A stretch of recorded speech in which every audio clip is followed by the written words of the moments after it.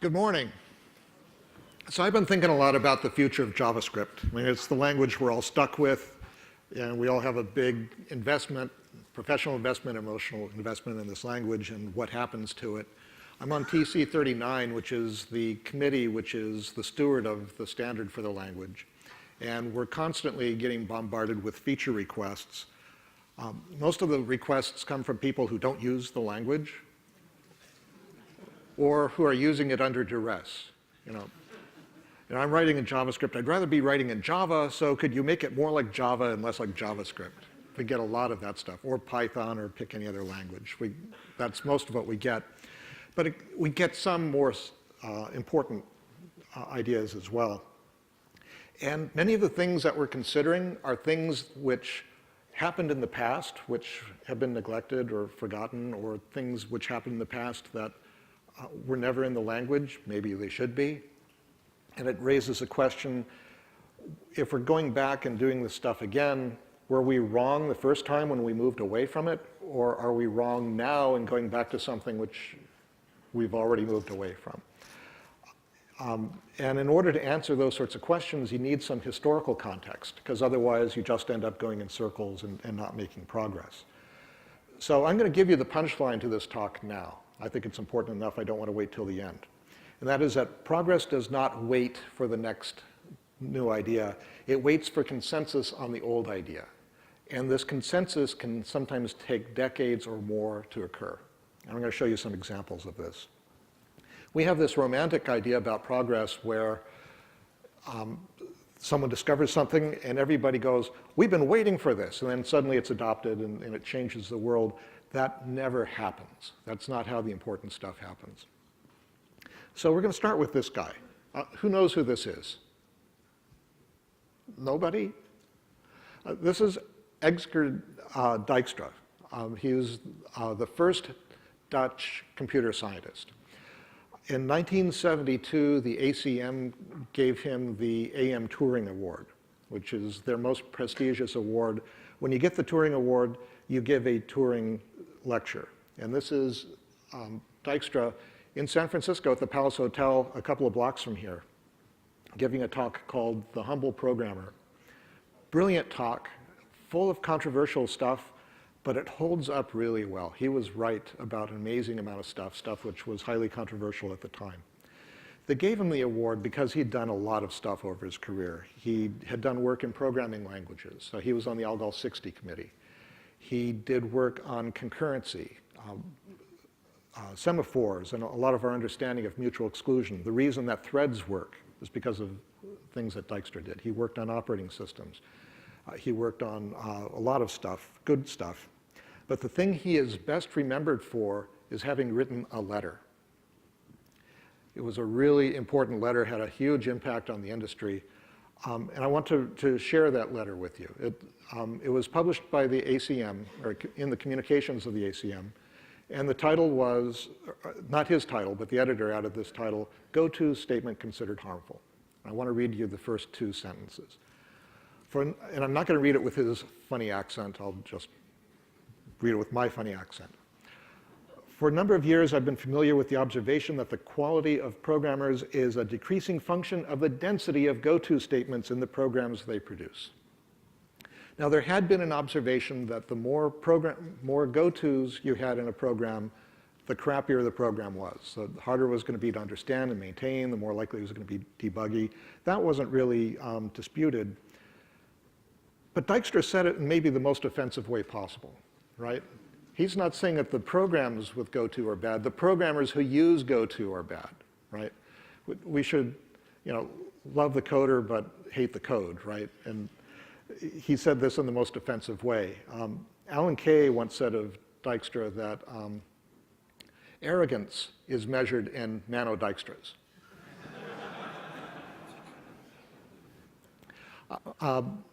So bad start, but let's continue. More recently, I discovered why the use of the go-to statement has such disastrous effects. He's being way dramatic here, right? This is kind of over the top, flaming, way too dramatic. Going from the thing which is observable, that programs with fewer go-tos are better, is way different than saying disastrous, right? So he jumps to this inflammatory conclusion without any evidence. But then he finishes that sentence. I became convinced that the go-to statement should be abolished from all higher level programming languages. This was explosive. This started a debate which went on for decades, and it was a passionate debate, a deeply emotional, angry debate, which consumed our industry for a long time. So let's deconstruct the argument. So the radicals were saying that the go-to statement was a disaster, should be eliminated. And there is some good evidence to support that. If the fewer go-to statements you have, the better the program seems to be. Let's just drive the number of go-to statements to 0 and make things the best they are, and that way we'll avoid disaster. Else and while were just appearing in programming languages around that time, and it was observed that if you have else and while, that eliminates most of the need for go-tos.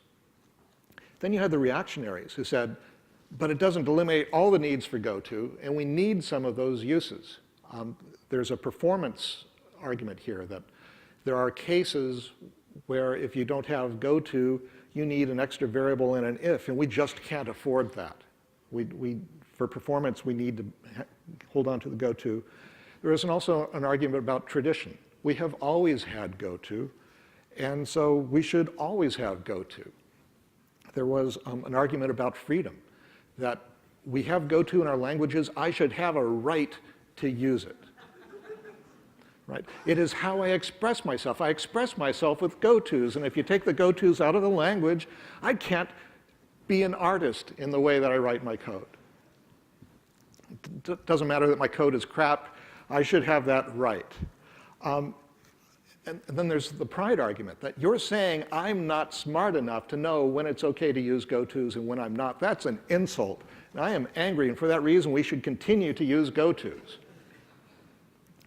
And then finally, there was the majority argument, which started off with, nobody wants to eliminate go-tos, which is obviously wrong, because the reason the question comes up is because somebody does. So mathematically, that argument makes no sense. Smarter guys followed and said, the majority of us want go-tos. We don't want it eliminated. And they continued to say that without any evidence that, in fact, they represented the majority. And they continued making that argument long after they didn't. And in all of those arguments, they completely lost sight of what the debate should have been. We're trying to figure out the best way to write programs. How someone else writes programs is irrelevant. I'm trying to figure out, for each person, what's the best way? And if it turns out the rest of the industry is wrong, that doesn't mean that you should do it wrong. So all of these arguments were ridiculous. Then there were the moderates, the peacemakers, who were saying, no, who recognized that the radicals were right about structured programming, and we should try to avoid the go-tos, but said the reactionaries are right too, and that sometimes the go-to is appropriate. So we should avoid it where we can, but sometimes it is useful. I defy anybody to name any substance which is not sometimes useful, which could be dangerous, could be toxic, could be disgusting, it could be horrible, but still sometimes useful. So if your criteria for having something is that it's sometimes useful, that's insanity, right? It's meaningless. Something useful as a criteria of valuing something is useless, unless you're a hoarder. If you're a hoarder, then it makes a lot of sense. You want to keep everything you ever encounter because it might be useful. But for the rest of us, it doesn't make sense. So this was the argument, and it went on for a long time. And eventually, we figured out that Dijkstra was right. He was wrong about the disaster. Getting rid of go-to was a modest improvement, but disasters still happen. It's still possible to write really bad programs even without a go-to. So this was maybe the first instance of someone recognizing a bad part in a language and saying, well, let's just not use that. And that we start being more selective, that we're not paid to use every feature of the language. we're paid to use the language well. And it turns out some features of any language are going to be problematic and get us into trouble. We can simply avoid the trap. But it took a long time to figure that out. So let's look at the chronology. So Dijkstra publishes his letter in 1968. Now, he doesn't claim originality for the idea that GoTo should be eliminated. Someone suggested the idea to him in 1959.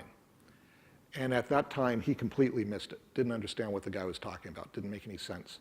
9 years later, he understood the wisdom of the statement and said, okay, and he became a major advocate for it.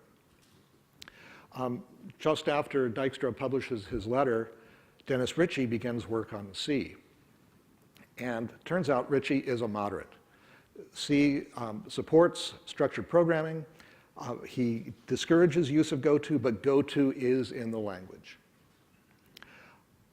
1985, C++ comes out, still has a GoTo. 1995, 10 years later, Java comes out. Java does not have a GoTo statement in it, and the world does not end. So the predictions that the reactionaries were making didn't come true. So we've got a language without GoTo. Java is not the first GoTo-free language, but it's maybe the most important. It marks an important mark in history that from that point on, the languages without GoTo are the exceptions. Java establishes a new rule. But Java itself doesn't have complete confidence that it got it right either, because it makes GoTo a reserved word in the language just in case they got it wrong. So they released Java 1.0. Hey, it didn't blow up. No disaster. It was great. It's still a reserved word. We're up to Java, what, 7 now? And it's still a reserved word. There, just in case someone finds a problem with it. So why did it take so long? This is an example of a paradigm shift. A paradigm shift is when there's something that fundamentally changes. And unless you've experienced that change, you cannot understand the arguments for why that change may be good or bad. And we have that happen all the time in human experience. A lot of the misery that we suffer in society as a result of the difficulty of making these shifts. And it happens even in programming languages. We imagine ourselves to be the most rational people in the world because we're the ambassadors to the computer. So we would not have emotional arguments about things like the features in a programming language. But it turns out that's not true. And so getting over the paradigm shift is a really difficult thing for us. So if you ever hear someone making an argument about a feature, like, I have never used that feature, therefore I don't see the reason for why we should do it. That's an example of someone who doesn't understand a paradigm shift. And there's no way you can argue with that person because they think they understand your argument and they fundamentally reject it because they do not understand it. And that's why it takes us so long to do something which should be as trivial as removing an unnecessary statement from a programming language. So let me tell you a story about a bug, because ultimately, our number one concern in making our programs is trying to make them bug-free. If that's not a principal concern, then we're doing it wrong. So let me tell you about a bug that I made. It's confession time. So in 2001, I wrote in Java a package for JSON, which was a brand new data interchange format. And this package could create JSON text and parse JSON text. And in the parser, I had this variable called index, which was counting the characters in the text that it was parsing, so that if it got an error, it could say, I found a syntax error at this character. And I made it an int because that's how you make them. 11 years later, someone creates a JSON text which is many gigabytes in size, which is something I never anticipated. When I first wrote the package, a gigabyte was a good-sized hard drive. I couldn't imagine someone would dedicate an entire hard drive to one JSON text. Didn't make sense to me. So an int was fine for indexing that. But last year, I got a bug report from someone who said they had something that was many gigabytes in size. Because JSON was expected to do things in Ks, right? I just never imagined that someone would make something that absurdly huge. But he did, and he had a syntax error which happened after the 2 millionth character. And so the bug report, or the syntax error that the JSON package produced, said he had an error at character minus some ridiculous number, which couldn't possibly be true. My error was I picked the wrong data type. I should have made it a long, but I made it an int because I couldn't imagine that that value would ever overflow. I didn't even think about it. So Java, by offering me a choice of data types, allowed me to choose the wrong one. So the reason it overflowed and did the crazy thing is because of the way that ints work. When you have a number that you're trying to put into an int which is bigger than what an int can hold, it will overflow and wrap around. So instead of being the largest number that it can hold, it is suddenly the smallest number that it can hold, which is the largest imaginable error that you could make. Ints do that. And the reason they do that is because in the 40s and 50s, when the first CPUs were being designed, the hardware designers realized that they don't have to implement a subtraction operation if they use complement, a complementary representation for the numbers. So you just take all the bits and exclusive OR them, and maybe you do an end-around carry in order to deal with that, and that's all you have to do. So we can save those gates. And in those days, gates were really expensive, and so having to not implement those saved a lot of cost. We're still using that representation, even though it causes the worst possible behavior. In some applications where you've got specialized hardware, people do things smarter, like in DSPs and in some graphics processors, there's a thing called add with saturate. So if an add overflows, instead of flipping the zero or past zero to a huge negative number, it just maxes out at some maximum value. Or another reasonable thing would be to come up with some form of NaN which says, you're in the weeds, man, your numbers don't mean anything, but there you go. That would be a reasonable thing to do too. That's not what ints do. But Fortran had them, and then CPUs kept them working that way for compatibility, and then C did it, and now we're stuck with them. So we've got these awful number types. Then to compound that problem, they now come in a variety of sizes. And it used to be important to have those sizes. That we used to have CPUs in which adding 8-bit numbers was 8 times faster than adding 64-bit numbers. And also the amount of memory that was there was very constrained, like the Atari 2600. Anyone remember the VCS? That machine had 128 bytes of RAM in it. So the heroes who programmed that machine had to be really careful about how they use those bytes. And those bytes included all of the state of the program and the stack and everything, 128 bytes. So in that context, yeah, having little ints made a lot of sense. But for the things we do today, they don't, because we now have gigabyte RAMs in all of our devices, even the little bitty ones. And so trying to save some bits in a variable is absolutely a waste of time. It adds this reliability problem. Someday it's more likely to flip over and go bad. But in the meantime, we're just wasting time trying to figure out how big should this variable be.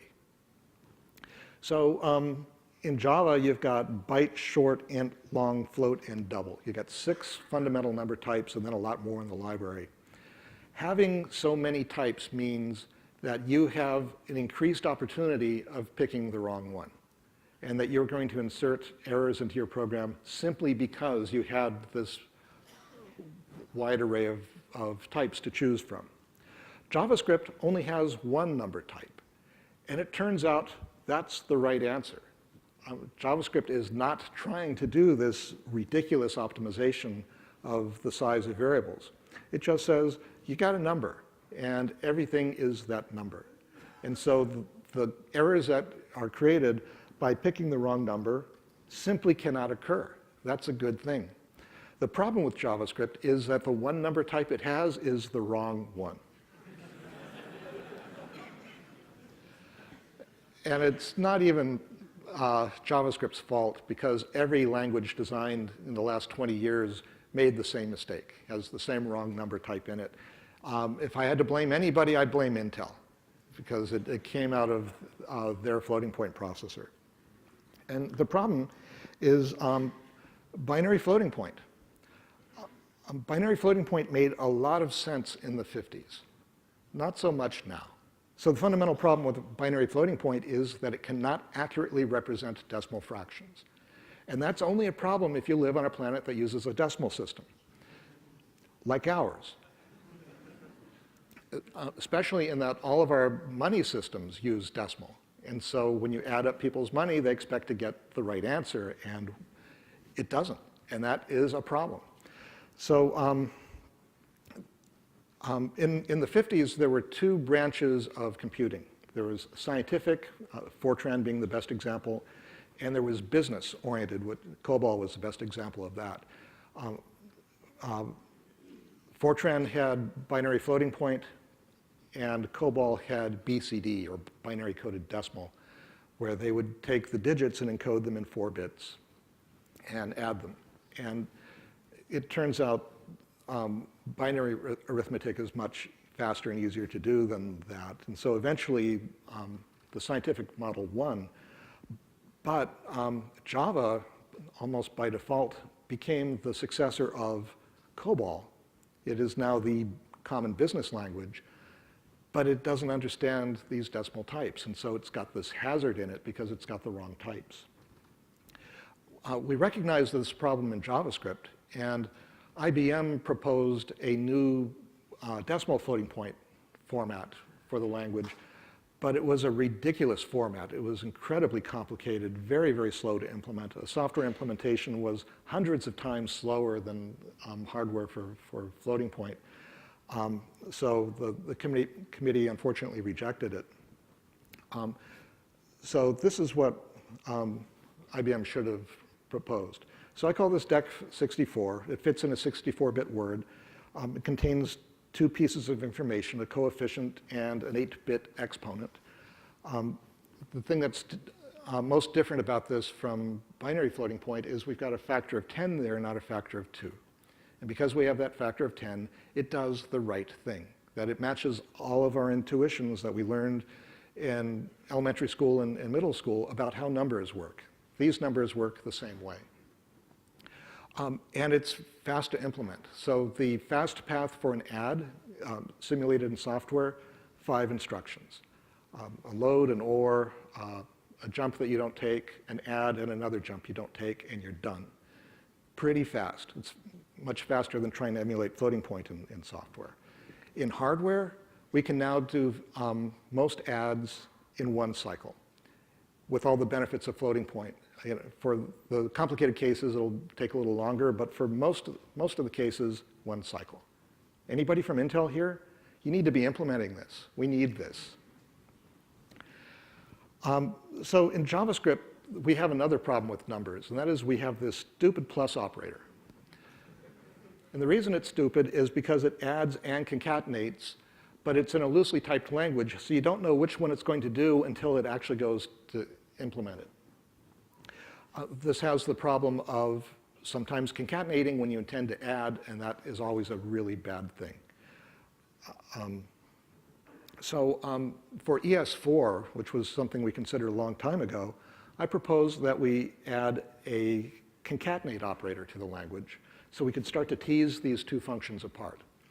And we would recommend that people use the concatenate operator exclusively for doing string concatenation, and then tell the IDEs and the liners to warn people when they're doing the other thing. And then at some point in the future, we can say, we're now going to fix plus. So plus will only add, and those errors will go away. I couldn't convince TC39 to do this because they couldn't see a way going forward into the future in which people would fix their programs, and so they didn't think this would actually have any benefit. Since then, a couple of things have happened. One is the discovery of WAT. You all know WAT? That's where you take something that JavaScript does, like the plus operator, which is inexcusably stupid, and you put it up on a slide and you go, WAT? It turns out to be really popular. You see a lot of people doing that today. So there's now this, it's even worse than that it causes bugs in your programs, it's causing embarrassment to the JavaScript community. So that's something to pay attention to. The other is now that we're trying to make JavaScript go really fast. So the fastest you could theoretically make JavaScript go is if you could take the plus operator and emit for the plus operator a single instruction which tells the CPU to add. And you can't do it because there's no way you can represent that table in one instruction. If all it did was add, then maybe you could. So that's another reason for why we might do that. So if we ever finish ES6, I'm going to propose for ES7, let's try it again. Maybe we can finally fix this thing. So one of the things that Dijkstra talks about in his acceptance speech for the Turing Award is proofs of correctness. They observe that tests can only prove the existence of bugs, not their absence. So test-driven development was rejected in the 60s for not being good enough. That what we needed was something that actually would work, where we could prove that the program's going to work. And the people driving this work were mathematicians. And in working with mathematics, you'll create an equation, and then you'll write a proof, which is the proof that the equation is correct. And often the proof is much, much larger and more interesting than the equation itself. And there was thinking that we should do programs the same way. So you write a program, then you write a proof about the program that tells us that the program is going to work. Dijkstra in his talk thinks that's not going to work. We need to do the proof at the same time that we're writing the program. So he wants to integrate the proof language into the programming language. So you're writing a loop, and as you're writing the loop, you're also writing the proof that the loop is going to terminate. Now, what you really want is proof that the loop is going to produce the correct result. But that's way too hard, okay? So he's thinking, let's do a simpler problem. Let's just figure out that it terminates. But that's the halting problem, okay, which we already know in complicated cases is impossible. But that's sort of what they're hoping for. So proofs of correctness didn't work, unfortunately, and so we're still testing, which is the best we've been able to figure out how to do. Donald Knuth had this joke comment in one of his programs: beware of bugs in the above code. I've only proved it correct, not tried it. That was the fundamental problem with the proofs, that programs are so complicated and the specification of the program itself could be wrong. And so testing against specifications doesn't really prove anything. So then the idea about types came up. You know, we have types in our languages anyway. Can we make use of that? You know, in assembly language, you can access a word, and that word could contain a number or a floating point number or a lot of little numbers, or contain an instruction, or it could contain some characters. There's nothing in the word itself to tell you which of those things you're going to get. But in Fortran, it mattered. So Fortran would say this variable, which represents a word in memory, is only going to contain integers. And that word is only going to contain reals. And that way, we can tell what's going on. So an idea came up, well, since we've got this type information in the programs anyway, can we use that to give us at least some of the benefit that we hope to get from the proofs of correctness? One of the big advocates of this was Robin Milner, who said this ridiculous thing. He said, well-typed programs cannot go wrong. Way overstating the benefits that typing could have. He was a brilliant guy. He came up with the ML language, brilliant language, but he made a promise here that he couldn't keep. Type systems are not that good, are still not that good. And most of the type systems that we use today, he would consider to be inadequate. He was talking specifically about the type inference engine that he put into ML. The thing we have in Java is total crap from his point of view, but that's sort of the state of the art. So, and we have an argument about that now. And these arguments always start with the radicals. In this case, the radicals are you guys. The radicals are people using languages with dynamic typing and finding out they work, despite all the predictions from the static typing community that they cannot possibly work. You cannot possibly write good programs, large programs, valuable programs without static typing, and you guys do it every day. And they don't understand how that can happen. And so the argument against them is not that it's not a good idea, it's just that it's not worth the freight. That there's all this additional work you have to do in using a type system, and it provides some benefit, but not enough benefit to justify that cost, and so you don't need to do it. You're better off without it. The reactionaries cannot understand that. They think that the maintenance of type information is very little effort, that it's work that you're going to do anyway, that it's unavoidable, so as long as you're doing it, get the benefit from it. They don't understand that you don't have to do it, and you cannot tell them that argument. They will not understand it. They think it's there to help you, and they think there's something wrong with you for refusing that help.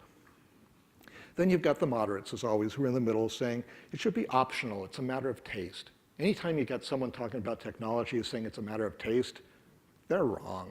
It's not about taste, it's about technology, and there are right answers to this stuff, actually. It's not a choice, it's real. So this argument also gets caught up in the classical versus prototypal argument. It doesn't need to. These ideas of static typing and classes are orthogonal, but they tend to get bound together really tightly, sort of like anti-abortion and pro-guns. There's no reason why anyone should have to hold both of those beliefs, but generally people do. So we see the same thing. And so there's a lot of interest now in adding classes to JavaScript, even though one of JavaScript's best features is that it doesn't have class. There are a lot of people who do not understand that and want it repaired. And we're going to do that in ES6. We're going to add classes to the language, which is bad. JavaScript's most interesting thing was that it did the prototypal inheritance, which turns out to be easier and better. So why is that? So during the go-to argument, someone came up with the come-from statement. Propose a statement so that it could be eliminated. It turns out we have a come-from statement. It's called extends. That inheritance turns out is overrated and is beneficial as a code reuse pattern, but it comes at a cost, and generally we ignore the cost. We tend to write software in layers. So you've got the low-level stuff in the middle and keep stacking the layers. And if you make an architectural error in one of the lower-level levels, you're stuck. You can't fix it because you have dependencies in the higher levels, and then you have to do terrible things in the higher levels because you did things wrong there. And that propagates. So as you add more layers, it just keeps getting worse and worse. And what extends does is give us a whole nother dimension of dependency, where if you make a mistake in a fundamental thing, that mistake propagates through a larger hierarchy. So it actually makes programs and systems more brittle, which is not what it was intended to do, but that's one of the consequences. So the reason why working with classes is difficult is because you have to do classification. You have to look at all of the classes or all of the objects you're going to have in your system and put them into classes. Then you have to do the taxonomy. You have to look at how are all these classes related so that they can inherit from each other in the right way. And that is hard to do correctly. It's not that hard to do, but it's hard to do correctly. And usually we do it at the beginning of a project at the time when we least understand how all those objects are going to work. And we invariably get it wrong because we're doing it at the wrong time when we don't know, and that's when we do it. Or worse, we don't do it at all, and we kind of do it incrementally as we go, and that can be even worse. It turns out, in the prototypal system, You don't do any of that. You just make objects, and you give them the properties that you want, and you're done. And all that other stuff you don't have to think about. And the class guys don't understand that. They say, you gotta, and you need the tooling. And I totally get the thing about the tooling. And that's why static type checking makes so much sense in that environment. Because without it, it's impossibly hard. And so I see people trying to take that model into JavaScript without the strong typing, and it is impossibly hard. You have no tools to protect you and to help you doing the refactoring that you have to do because you got the taxonomy wrong. It's really hard. It turned out you didn't have to do any of that, but you can't tell anybody. So it turns out, and I was surprised to learn this recently, that prototypal inheritance was actually not a good idea either. It made sense in 1995 when JavaScript first came out. It made sense because of memory conservation, that if you have lots of objects, they can all inherit from the same object, and therefore you don't have to replicate all the methods. But that's not true anymore. We now have gigabyte memories, so that memory conservation is no longer valuable. On the negative side, there's confusion about what an object actually is. Is the object its own properties, or is it the own properties plus the inherited properties? Sometimes it doesn't matter, sometimes it matters a lot. And being unclear as to what the actual composition of the thing is does cause problems, does cause bugs. There's also retroactive heredity, where you can add a property to an ancestor after the inheritors have been created, and they retroactively inherit that stuff. That causes not a lot of problems in our applications, but it causes huge performance problems for the people building JavaScript engines, because they're trying to anticipate how the objects are working and how they're constructed. But any time they lose control, and control happens anytime you call a function and stuff goes off, when you come back, it's possible that all the objects you're currently looking at have changed what they inherit from. And so that makes a large class of optimizations impossible to do. And so that creates a performance bottleneck on where the language can go. So it turns out the brilliant idea in JavaScript wasn't prototypal inheritance, it was class-free object-oriented programming. It turns out that is the brilliant idea. And there are still lots of ways that you can implement the class-free idea in JavaScript. This is the way I do it. I've got a function which will take some value to initialize it.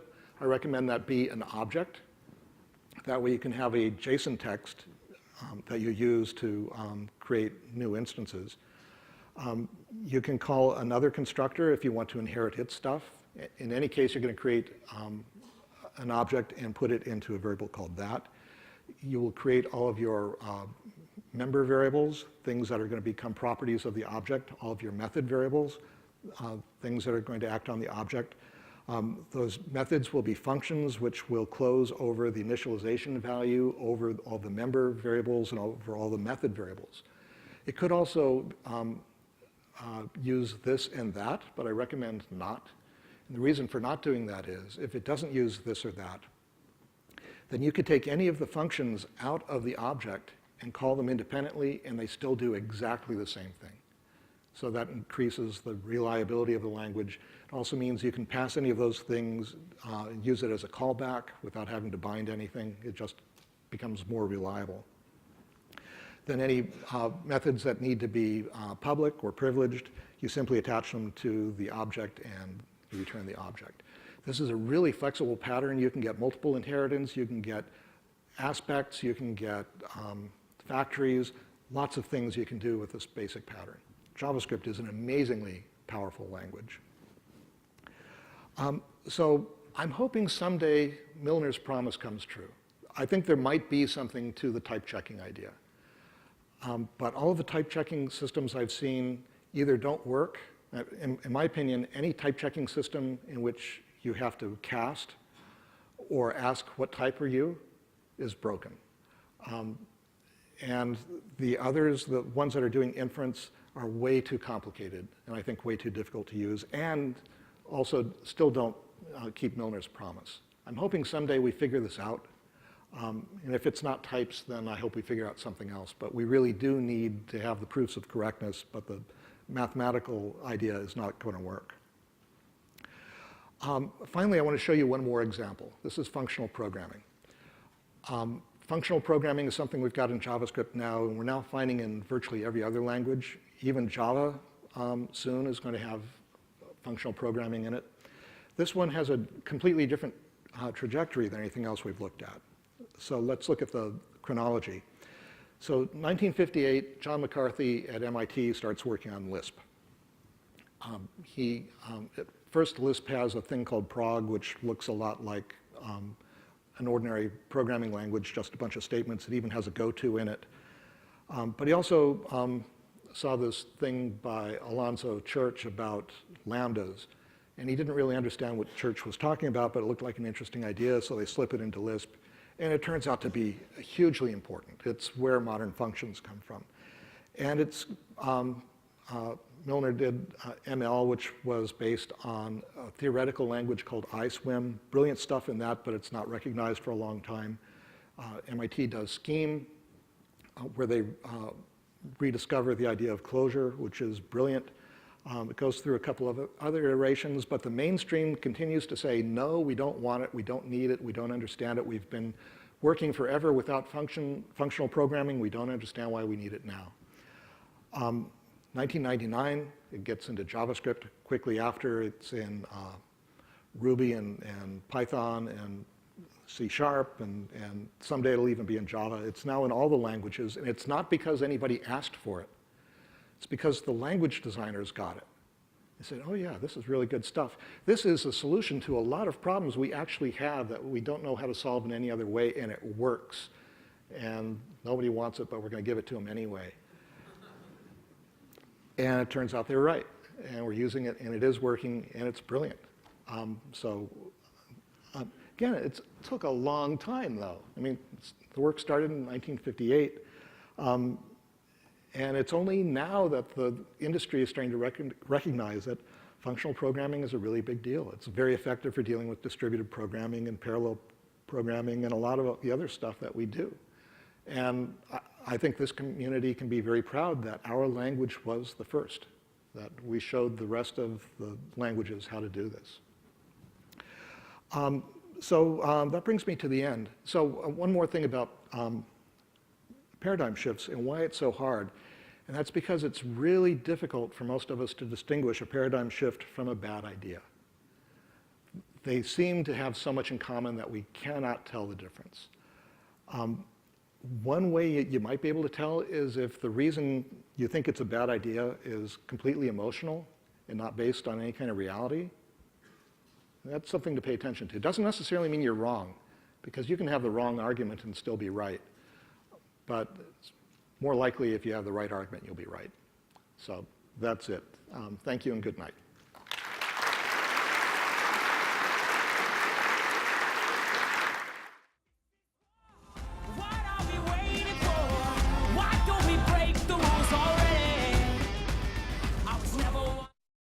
Minutes for questions. We have about 5 minutes for questions. If you have a question or a comment, you can come up to the microphones.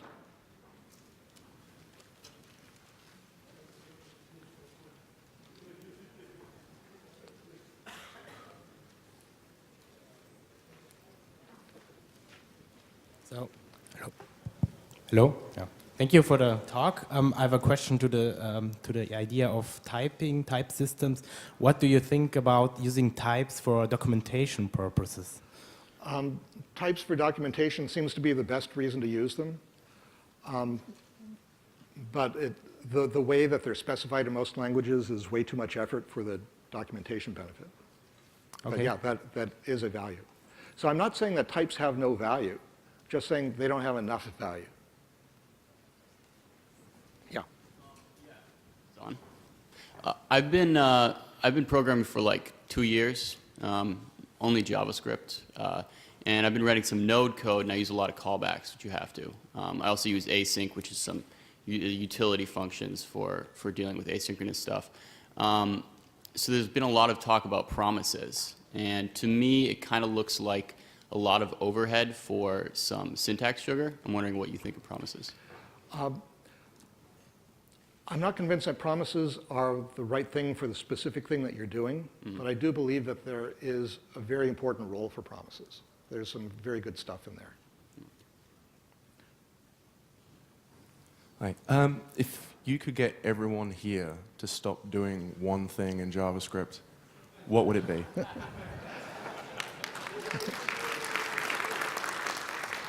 Yeah, if I could ask everybody to do one thing, please stop making bugs.